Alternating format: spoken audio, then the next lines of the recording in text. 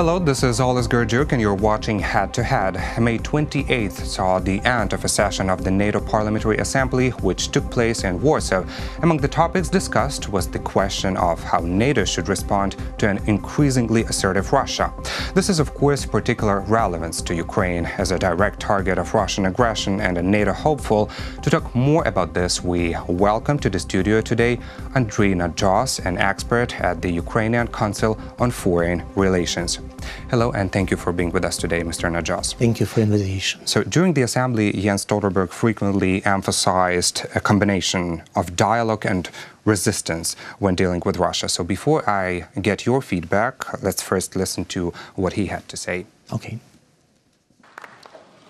We have to understand that Russia is our neighbor. Russia is there to stay.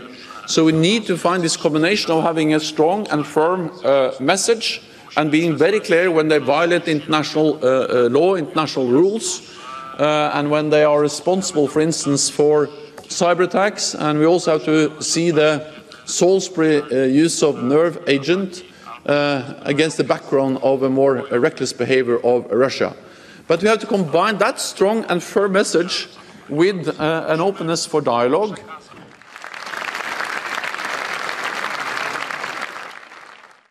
So what is your take on this message?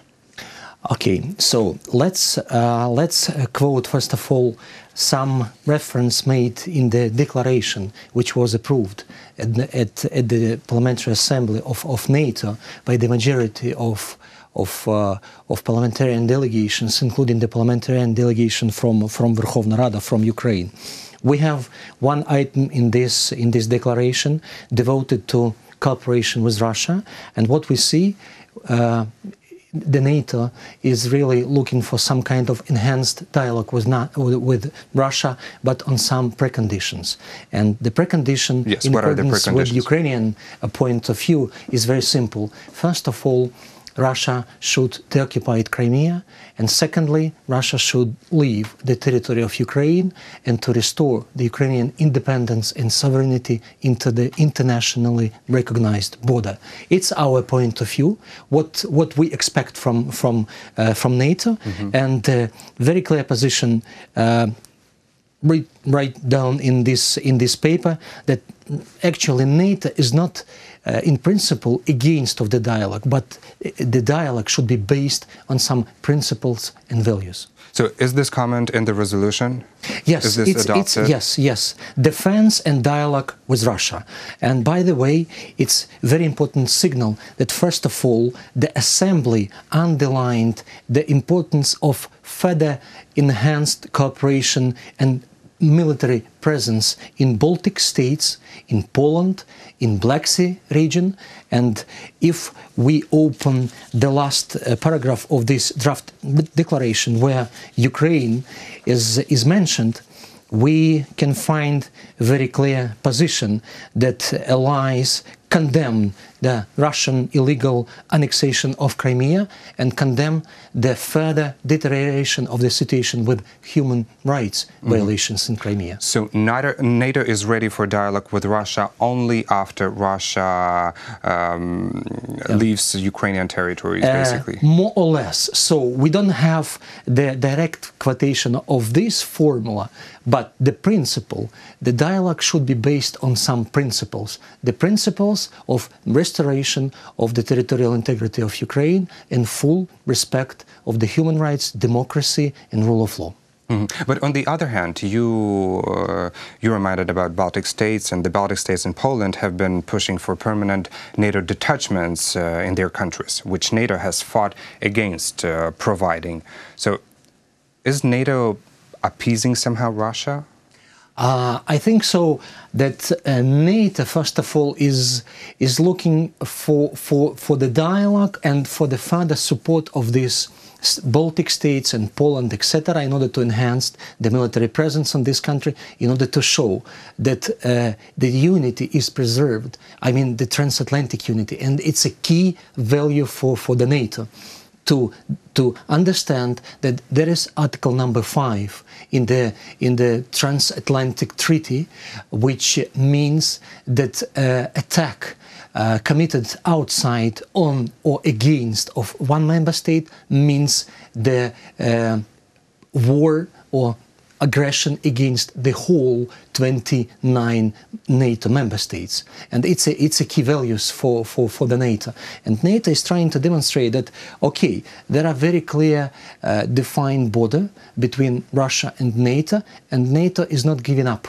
NATO is on the side of the unity, of the transatlantic unity. But at the same time, it's not placing the permanent units in the Baltic countries. Now we have some military units from the United States and from Germany. They are deployed on the territory of Baltic states and Poland.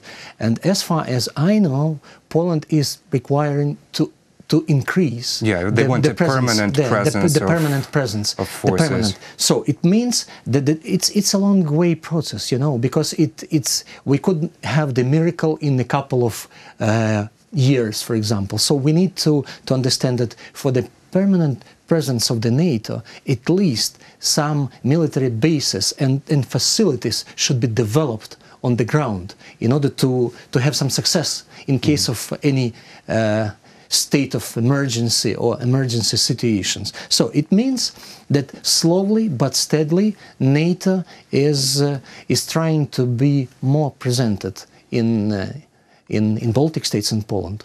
So, but how do you evaluate this tactic about Ukraine, about the Baltic states? You know, this probably let's come back to the nearest past, because Ukraine also expressed its very clear interest to have the permanent NATO bases on its territory. And you know that in Odessa Oblast we're trying to develop some facilities for the NATO presence, for the training bases, and etc. Therefore, I believe that sooner or later this tactic will be definitely repeated in relationship with Ukraine. Well, a part of the discussion brought up by Polish members of parliament, the membership of Ukraine and Georgia was also mentioned, as you just said.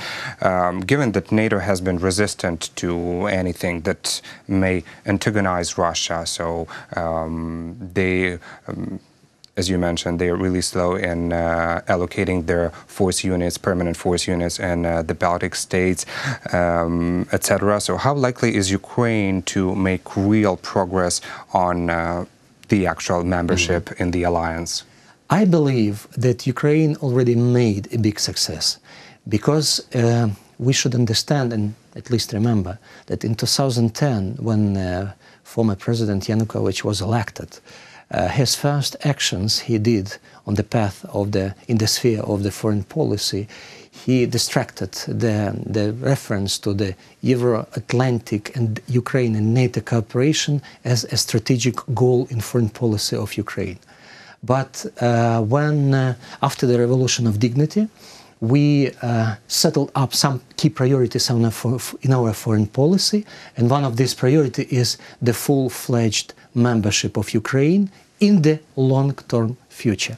And therefore, in 2017, the Ukrainian parliament amended the law on internal and external policy, and now we have the priority for full-fledged membership of Ukraine in NATO in the law.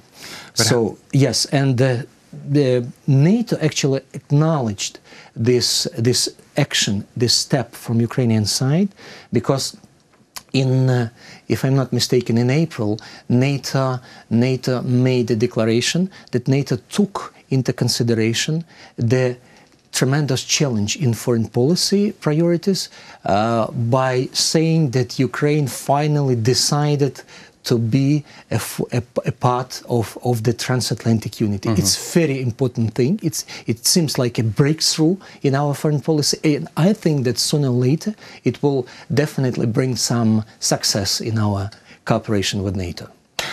How much do Ukraine's military and defense sectors comply with NATO standards?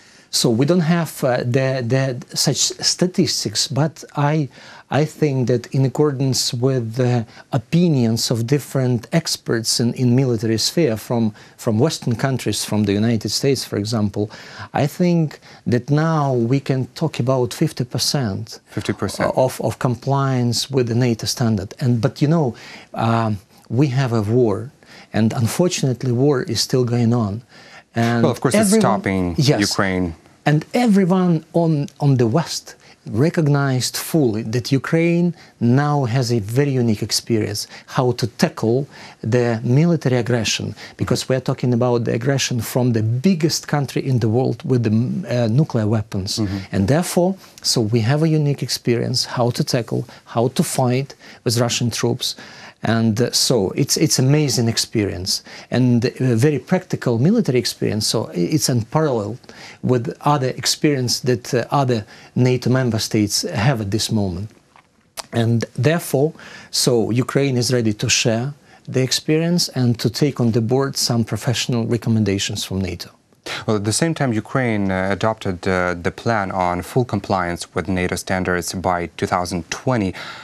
What's your forecast? Are we going to be on time? I think so, yes.